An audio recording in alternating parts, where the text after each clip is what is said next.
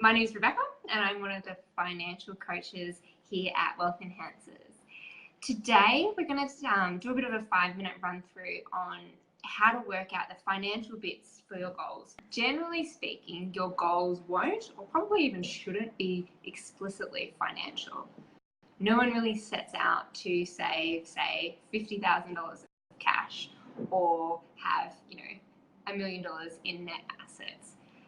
Instead, what we do is we look at life, or the life that we want to be living, and set goals and challenges around that. So that's the best way to do it. It's the way that you'll be most aligned with your values, and you're putting yourself in the best chance of sustainably reaching those goals and maintaining them along the way. So that being said, more often than not, there's a financial element to those goals, and that's what we're going to nut out today. So let's look at the simple ones first, the ones that are going to be cash driven.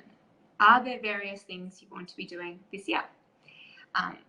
Yes, probably. I'm assuming you've set some for the year. Can you assign a value to the estimated expense of that thing? Whether it's an experience, a purchase, or something else. For example, I want to be taking my partner on snazzy date night once a month. And I probably want to be spending about $200 a month each month. So I know roughly I need, 40 to 50 bucks a week to put aside in order to pay for that fancy dinner. Are you looking to get away at some point this year? Yes? Fantastic. What's the budget for that? What are you wanting to spend on that trip? Are you going to say it's going to cost me $7,000 for 2 weeks in the Philippines and I'm just going to live it up? Or are you going to go to Byron Bay and maybe spend $1,000? Do you want to reach an intermediate level of Pilates? So you go, okay, that KX Pilates membership is going to add another $270 a month into my budget so that I can be going 5 times a week and I can level up.